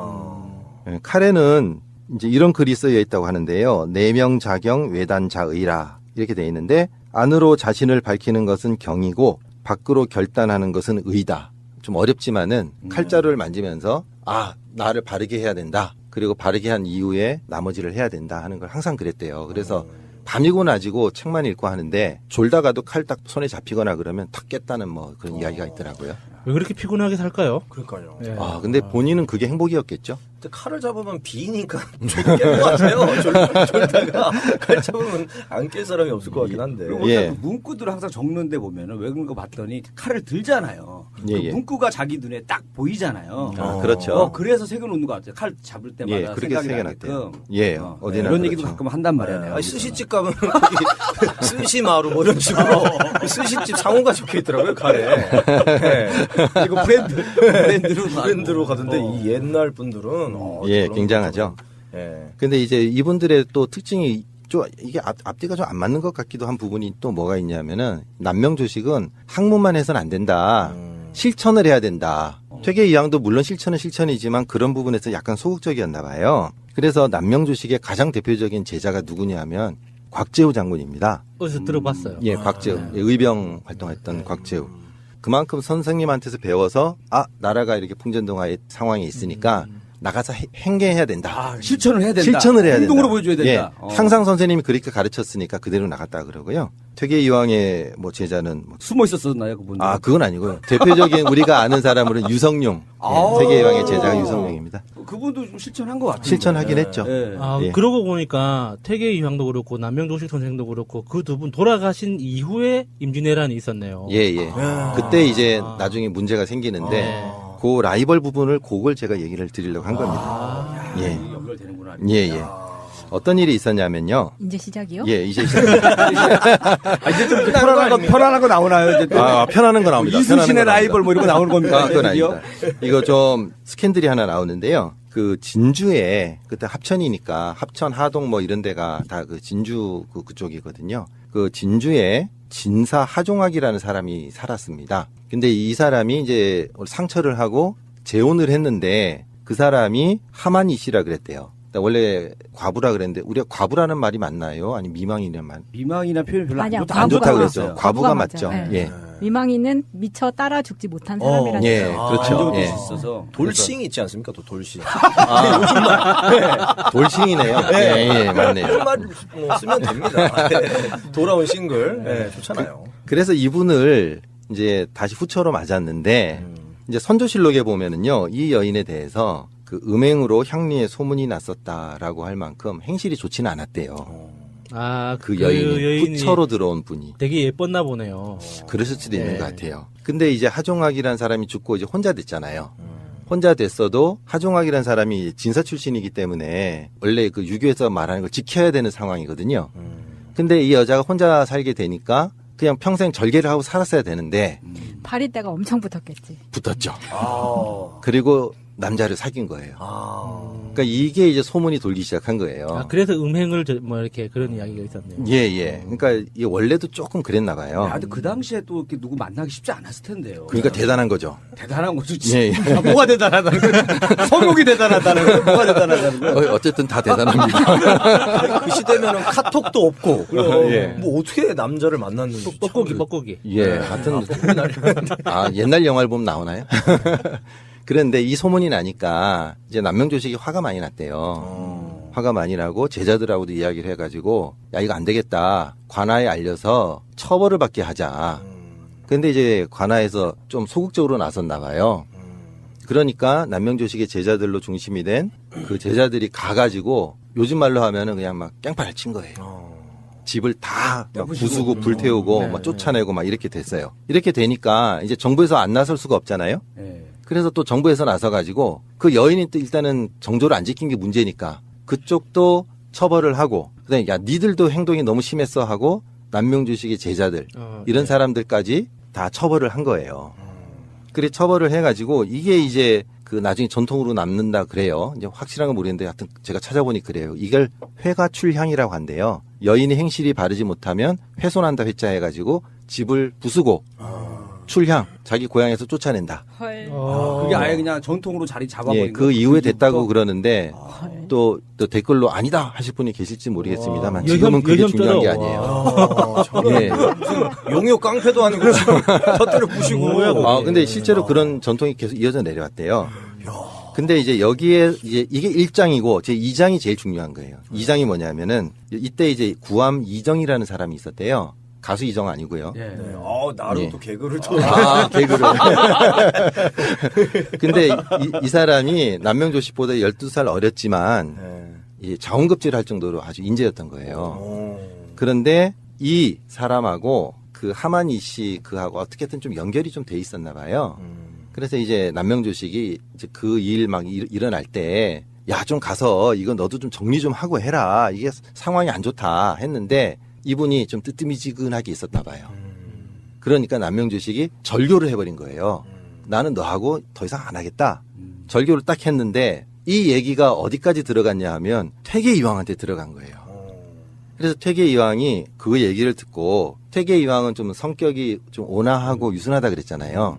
그러니까 이제 이정이라는 사람한테 편지를 보낸 거예요. 거기에 이렇게 써 있었대요. 대관절 친구 사이에 그 정도의 일을 가지고 절교까지 하다니 참으로 알 수 없는 노릇이다. 이렇게 보낸 거예요. 그런데 희한하게 이 내용이 약간 되게 짧게 썼네요. 아니 그 중에 한 부분이에요. 그 트위터 글자수에 맞춰가지고 140자 안으로 쓰신 것 같은데. 우리 새날에 맞는 딱 그거네요. 이게 이제 알려지게 되면서 문도들이죠. 그러니까 스승님의 그 제자들에게 문도들끼리 싸움이 벌어진 거예요. 이게 얼마나 싸움이 크게 벌어졌냐 하면 선조실록에 또 이렇게 나온대요. 선사, 그러니까 스승님을 모욕하고 농락함에 못하는 짓이 없었다. 이 정도로 막 싸움이 붙어가지고 점점 거리가 멀어진 거예요. 그전에는 어쨌든 간에 태학의 이왕하고 남명주식하고 편지가 왔다 갔다 하곤 했었대요. 뭐 서로 약간 뭐 디스하고 이렇긴 했지만 이 정도까지는 안 갔는데 이 상황이 이렇게 돼가지고 결국 화해를 못하게 돼요. 화해를 못하게 되고 결국 어떻게 되냐면 나중에 그 남인 북인 얘기 듣잖아요. 뭐 나중에 서인도 나오고. 그때 퇴계 이왕 쪽은 남인이 되고 거의 대부분이 이쪽은 거의 대부분이 북인이 된 거예요. 그래서 나라가 굉장히 어려워졌잖아요. 그러니까 그전에처럼 좀 어떻게든 뭐 편지도 좀 오가고 좀 이랬으면은 남인 북인까지는 안 갈라졌을 텐데 뭐 동인 서인 그 이후에 남인 북인이잖아요. 근데 희한한 게 안동 지방이 남인이고 이쪽이 북인이에요. 그러니까 남쪽이라 해서 남쪽이고 남쪽이 반대라 해서 북인이 됐는데 이게 뭐 결정적인 이유를 할 수는 없지만은 다 좀 쫓아가 보면은 결국 그러고 나서 임진왜란 터지고 이 모든 문제가 그 여성분이 절개를 안 지켜가지고 너무 임진왜란이 이게 그것 때문에 일어났다라고 지금 보시는 그거는 건가요? 너무 비약인 것 같고. 아이고 두 분이 서로 디스를 하셨다고 했는데 지금이야 랩으로 서로 디스를 하는데 그때는 뭐 판소리로 디스를 하나요? 아, 네. 예전에 디스라는 이런 표현을 쓰시니까 이런 적이 있었대요. 네. 그러니까 퇴계 이황이 선생님이 이제 남명조식 선생이 워낙에 학문이 깊으니까 네. 관직에 한번 나가보십시오. 이렇게 하니까 야 자기도 여러 번 사직하면서 나보고 관직에 나가라고 하는 게 뭐 어떤 저의가 있는 게 아니야? 이런 식으로 받아친 거예요. 꼭 요즘 랩으로 디스하듯이 이렇게 막 받아쳤대요. 그리고 뭐 아까 말한 것처럼 뭐 중용이 없고 오만하다 막 이렇게 하니까 앉아서 그 부모님 재산이나 축내면서 공부한답시고 막 이러는 사람들이 뭘 알겠냐, 마당이라도 제대로 쓸어봤냐, 이런 식으로 또 랩 배틀을 했다 그러더라고요. 우리가 그 영화 그 남한산성만 봐도 거기 뭐 이병헌 씨하고 김윤석 씨하고 둘이 엄청 의견 가지고 싸우잖아요. 그걸로 계속 싸운 거 아니에요? 그분들 두 분이 그 파가 나눠가지고. 나중에 그렇게 됐죠. 결국은 그렇게 돼서 나라가 좀 힘들어졌잖아요. 근데 이때 뭐 이거를 뭐 결정적인 거라 할 수는 없겠지만 어쨌든 이게 선조실록에 나올 만큼 크게 싸웠던 건 분명한 것 같아요. 그래서 나중에 이제 뭐 괴가 좀 고리졌다고나 할까? 예, 좀 그런 게 있는 것 같아서. 그러니까 두 분이 라이벌이 아니었었으면 얼마나 좋았을까? 뭐 이런 생각도 좀 하시는 건가요? 그랬으면 더 좋을 것 같고 두 분을 좀 합쳐놓으면 얼마나 훌륭했을까요? 정말 그 수준 있게 역시 또 우리 첫 얘기부터 라이벌. 야, 굉장히 그 품격 있는 라이벌 두 분을 소개해 주셨고요. 자, 계속해서 이어서 또 다음 이야기 만나보도록 하겠습니다. 너무 수준 높은 걸 하시니까 제가 준비한 게 괜찮아. 쫄아서 못하겠어요. 아니, 쉬었다가 다음날 나가니까 걱정하지 네. 말고. 아니 뭐 조식 뭐 이런 분 저는 조식하면 조식, 중식, 뭐 석식 이런 거밖에 모르는 사람인데 와 정말 너무 품격 있는 말씀을 해주시니까 제가 살짝 쫄았지만 그냥 제 스타일대로.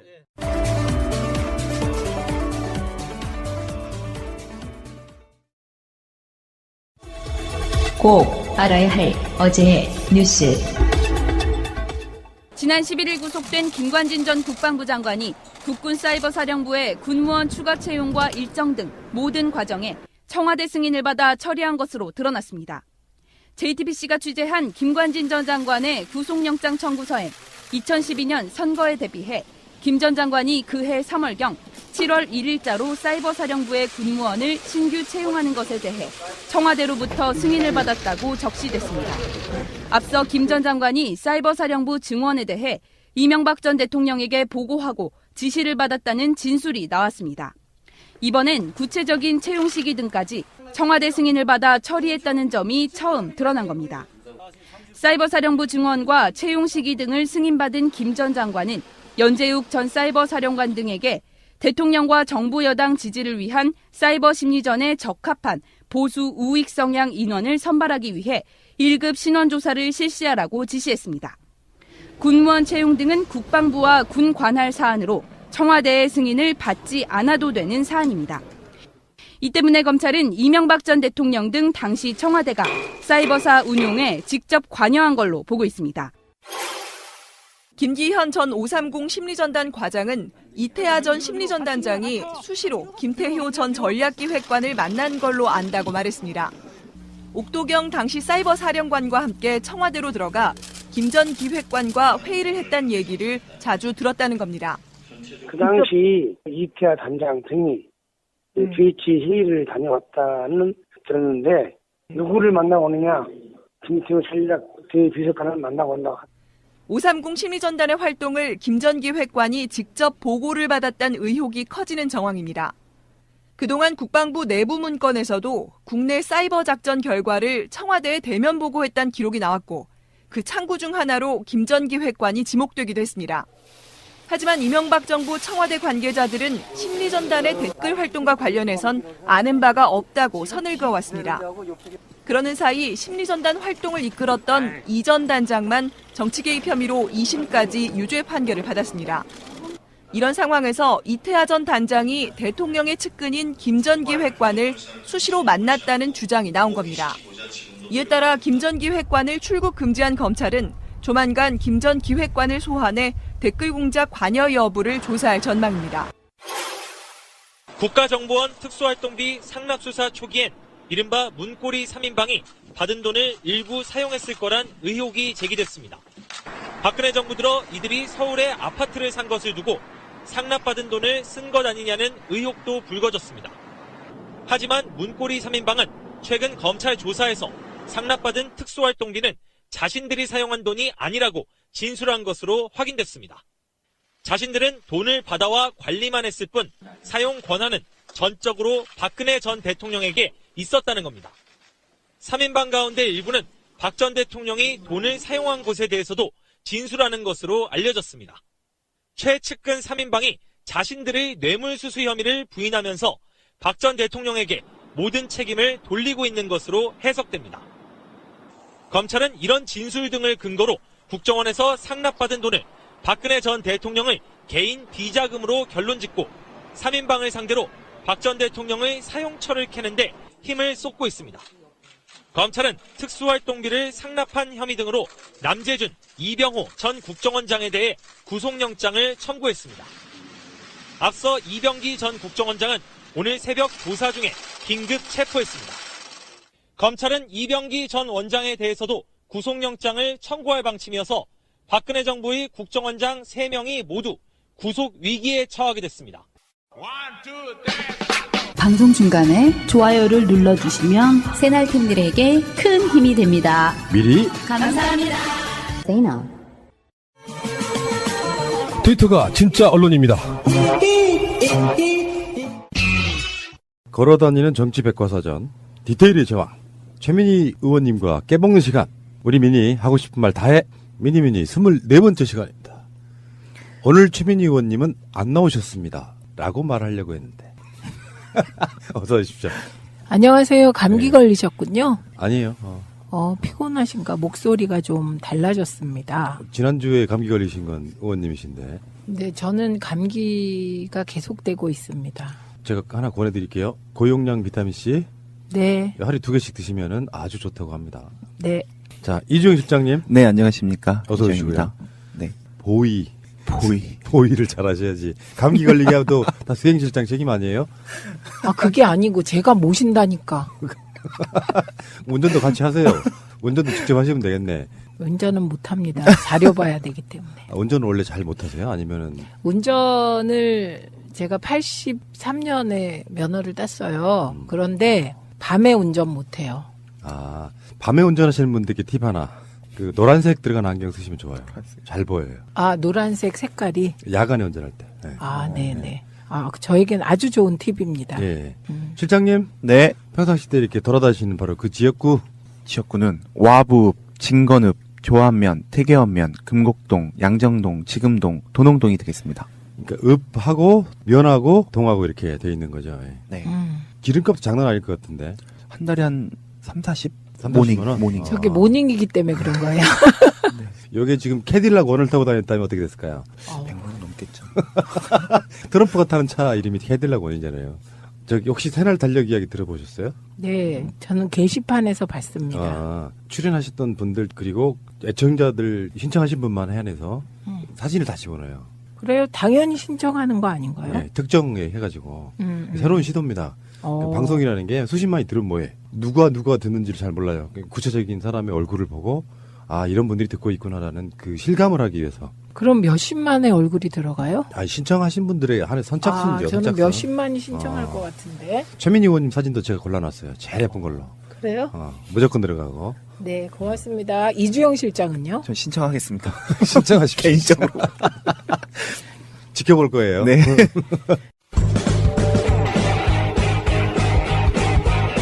제도로서의 민주주의가 흔들리고 구타는 일은 이제 없습니다. 민주주의가 밥이고 밥이 민주주의가 되어야 합니다. 요즘요, 박정희 동상 건립 관련하여 막 보수 진보 이렇게 몰고 가잖아요. 근데 저는 그게 보수 진보 문제 같지가 않고요. 2017년 대한민국의 4m짜리 남성 동상을 세우는 거잖아요. 그래서 저는 그게 좀 웃기고 구리게 느껴져요. 이게 우상숭배도 아니고 동상을 정말 이상해요. 기댈 곳이 거기밖에 없는 거죠. 동상 세우고 그럼 앞에 가서 막 절해요? 그러니까 뒤로 가보면 네. 박근혜의 영광에 기대겠어요. 이명박에 기대겠어요. 솔직히 말씀드리면 그쪽 사람들은 김영삼 대통령을 뭐 자랑하기도 그렇고 자랑 안 하기도 그렇고 애매한 분이고 그 뒤에 노태우, 전두환 그러니까 기댈 사람이 없네요. 딱 박정희밖에 없는 거예요. 예. 그 후광에는 기대고 싶은 거고. 그렇다고 동상을 세워서 기대요? 저는 동상을 세운다는 그 행위가 대명천지에 대한민국이 안 맞는 것 같다 이 말씀이죠. 생각이 후져서 그렇죠. 네. 상대방은 자꾸 손가락질하고 있는데 자기들이 자랑스럽게 내미는 그 물건 하나가 너무 후진 거예요, 생각이. 그렇죠. 그러니까 우리도 반대하는 분들도 너무 정색하고 뭐 진보다 마다 이게 아니라 아우 구리다. 구리지 않은 이야기 하나 할게요. 네. 문재인 대통령의 리커창하고의 한시대화. 진짜 너무 멋있었어요. 그래서 이거를 제가 오늘 그 문재인 대통령 역할을 하시고요. 예. 그다음에 제가 리커창 역할을 하겠습니다. 그래서 그 한시 낭송으로 방송을 시작하도록 하는 게 좋을 것 같아요. 일화 덕방 불시춘이요. 백화제방 춘만원이라. 어머나. 왜요? 아. 왜요? 그럼 이걸 또 저는 춘강수 성지 중국어로 읽으신다고 이러신 거예요, 지금? 뭐, 그런데 진짜 그 보도를 아무 언론사에서도 안 받았다는 거죠. 그러니까요. 왜냐하면 그 해당 보도 내용이 이미 오래전에 지역신문에 조그맣게 났던 보도예요. 그러니까 지금 MBC 문제가 의원님한테는 굉장히 그 민감한 부분이라 속마음을 전혀 안 하고 지금 굉장히 드라이하게 말씀하세요. 말씀해 주시면 좋겠는데. 재미없어요. 아니 그런데 이제 재밌는 얘기 또 하나 해드릴까요? 그 김장겸이 계속 MBC 파업을 현 정권이 시켰다 이렇게 얘기를 해요. 그게 말도 안 되는 건 다 아실 테고. 그런데 오늘 보도를 보니까 이번 MBC 파업은 문재인 정부 국정기획위원회가 시킨 일이다 뭐 이런 말을 했더라고요. 그러면 최민인데? 국정기획위원회에서 방송을 담당했던 건? 최민인데? 그러니까요, 제가 그거를 딱 보면서 예. 야, 이 사람은 진짜 나하고 무슨 수대결 하자는 건가? 이런 생각을 했는데 터무니없는 말입니다. 그 사람이 그런 생각을 하기 때문에 오늘날 불명예스럽게 쫓겨나는 이 상황에 봉착했다. 이 말씀을 드리고 싶습니다. 다 인과응보고요. 다 어포 이런 거고. 올해 2017년 시사인 여론조사에서요. MBC가 가장 불신하는 언론 매체 1위, 2위가 조선일보인데 조선일보보다 앞선 순위였고요. 2009년 8년 전에 시사인의 같은 조사에서는 신뢰하는 언론 매체 1위 이거군요. 이게 2814일 만에 언론이 어떻게 바뀔 수 있는지를 적나라하게 보여주는 바로 그런 사안이 아닌가 싶은 생각이 들고요. 그러면 지금 이제 MBC는 사실상 해결 단계로 들어가는 거고. 그렇죠. 그런데 그냥 넘어가면 안 되고요. 그 김장겸이 어떤 일을 저질렀나를 새날에서는 한번 우리가 꼼꼼하게 짚고 넘어가야 될 것 같아요. 그래서 이 김장겸이 한 게 여러 가지가 있는데요. 우선 2011년 2월에서 2013년 5월까지 김장겸이 정치부장을 했습니다. 예, 요때 했던 그 방송을 망친 사례를 보면 첫째가 당시 2011년이니까 이제 인사검증 할 일이 많았거든요. 그런데 인사검증 보도를 누락시키거나 실종시켰다. 이런 논란입니다. 그래서 2011년 5월 23일에서 26일까지 4개 부처 이명박 정부 장관 후보자의 인사청문회가 있었습니다. 근데 관련 보도를 다 누락시켰습니다. 그리고 당시에 이제 박성호 문화방송 기자회장이 문철호 보도국장을 찾아가서 인사검증 보도가 실종된 이유가 무엇이냐 이렇게 항의했는데요. 그때 보도국장 답변이 정치부장이 문제될 만한 이슈가 없다고 해서 발제도 하지 않았다. 이렇게 답했다고 합니다. 그때 정치부장이 누구였을까요? 김장겸입니다. 그리고 이명박 대통령 내곡동 사조 의혹 보도 관련해서도 논란이 있었습니다. 이게 이명박 대통령 내곡동 사조 의혹은 굉장히 큰 사건이잖아요. 그렇죠. 예, 이게 그래서 당시에 이명박 대통령이 부동산 실명제법 위반, 편법 증여 의혹 등 뭐 이런 일이 있었습니다. 이걸 보도한 게 시사인하고 시사저널이었어요. 그런데 이런 특종이 나오면 방송사 공영방송이 심층 보도를 해야 되잖아요. 그런데 MBC는 그 다음날 청와대가 곧바로 해명 브리핑을 했거든요. 그랬더니 10월 10일 이걸 보도하는데요. 의혹 제기 부분은 다 빼고 대통령이 내곡동에 사절을 짓기로 했다고 동정 소식처럼 보도했습니다. 에라이. 그리고 그 다음날 대통령 비서실장이 국정감사에서 사저 의혹에 대한 여야 공방이 예상된다. 뭐 요렇게 이제 그런 얘기가 나와서 발제를 했더니 김장경 정치부장이 보도할 필요 없다. 나는 청와대 해명이 이해가 간다고 답했다고 합니다. 굉장히 생각이 심플하신 분이구나. 네. 내가 이해가 가면 보도 안 해도 돼. 네, 그다음에 2012년 총리실 민간인 불법 사찰 보도 누락 논란이 또 있습니다. 우리가 까먹었는데요. 2012년엔 총리실이 민간인을 불법 사찰했는데 거기에 박근혜도 들어있었다. 예. 네, 그래서 박근혜도 정치 사찰을 당했다. 막 이런 얘기가 있지 않았습니까? 지금 생각해 보면 이명박 대통령 시절에 박근혜가 정치 사찰 당했다는 건 저는 의혹을 제기하자면 일종 저하고 전병헌 그분. 예, 두 명이 가게 되는 거예요. 그래갖고 이제 그러고 이제 임수경 의원이 가끔 끼고 이렇게 되는 거죠. 그래갖고 갔는데 김장겸 그 사장이 저한테 최민희 씨 그러는 거예요. 깜짝 놀랐어요. 이번에 그 정우택 까라 방통위원회 방문해서 이효성 방통위원장한테 하는 거 보셨죠? 네, 그 비슷한 태도였어요. 완전히 반대네. 그럼 우리도 그렇게 해야죠. 우리는 이제 진보가 그 보수나 극우에 비해서 우월한 것은 인간 존중의 정신이 있다고 생각을 합니다. 속마음은요. 그래가지고요. 네. 그러면서 그 저에게 한 얘기가 지금도 생생하게 기억나는 게 그 민주당 당신네 쪽은 정권 못 잡는다. 그렇게 해갖고 정권 잡겠습니까? 그러는 거예요. 녹취로 다시 그러셨어요? 그때는 그런 생각을 못했죠. 정말 심하네. 네, 그런 말을 공공연하게 뒤에서도 했고 제 앞에서 그렇게 하더라니까요. 책상을 땅땅 치면서. 그 느낌이 그 이상이었고요. 태도도 이제 국회의원들이 가면 그래도 이렇게는 앉는데 네. 그냥 이렇게 앉아갖고 다리 이렇게 꼬고. 뭔지 이렇게. 알아요. 거만함의 어떤. 네, 네. 그리고 이 당시에 야당 의원들을 국회의원 취급을 안 했어요. 진짜 그 한 정권에 빌붙어 있으니까 언론사 자체가 권부가 돼버리잖아요. 권부. 그러니까 언론 권력. 기관. 예. 근데 이제 아직 갈 길이 멀다고 생각하니 일단은 의원님이 너무나 잘 알고 계시는 백종문 씨가 이제 부사장이 사장 대행이 되는 하고. 겁니다. 백종문은 오늘 사퇴했습니다. 그리고 이제 실제로 사장이 임명되기까지의 과정이 좀 길 거고 앞으로. 그게 길면 안 되죠. 지금 핵심이 그거예요. 그리고 사장이 바뀌어야 인사를 또 할 거 아니에요. 그렇죠. 실제로 바뀌는데 얼마나 걸릴까요, 대략? 저는 이게 이제 얼마나 빨리 박문진이 사장 선임을 하느냐에 따라 달라진다고 생각합니다. 트위터상에 일설 하나, MBC 사장에 손석희 사장이 갈 수도 있다. 가능성이 있어요, 없어요? 없어요. 없죠? 예, 네. 그럴 줄 알았어요. 이럴 때 있는 듯 없는 듯 이렇게 하는 게 일반적인 정치인의 태도인데. 저도 상식적으로 말이 안 된다고 생각하는데. 그건 말이 안 됩니다. 많은 사람들이 그렇게 그림을 그려보고 그냥 싶어요. 기대하는 거죠, 기대. 그러면 혹시 이 사람이 갔으면 좋겠다를 이니셜로 한 사람만 다. 뭐 없어요. 에이, 무슨 속마음은 왜 말을 못하세요. 예. 어쨌건 저는 그때 당시에 170일 파업했던 거 생각나거든요. MBC 네. 막 그 당시에 김재철 이야기 엄청 나오고 그러면서 그 당시에 직원 120명을 대기 발령했단 말이에요. 네. 어마어마했던 거죠. 사실 그게 김장겸 같은 경우도 최근에 그 노동부 조사받은 게 그런 부분이잖아요. 네. 부당 노동행위 그걸 무기로 언론 장악을 획책했던 거니까 사실 그렇죠. 그게 핵심이었던 거고. 예, 김장겸은 MB와 박근혜 체제에서 했던 보직들을 쭉 열거해 드리면요. 우선 첫째 정치부장 했습니다. 2011년에. 그리고 그 이후에 보도국장.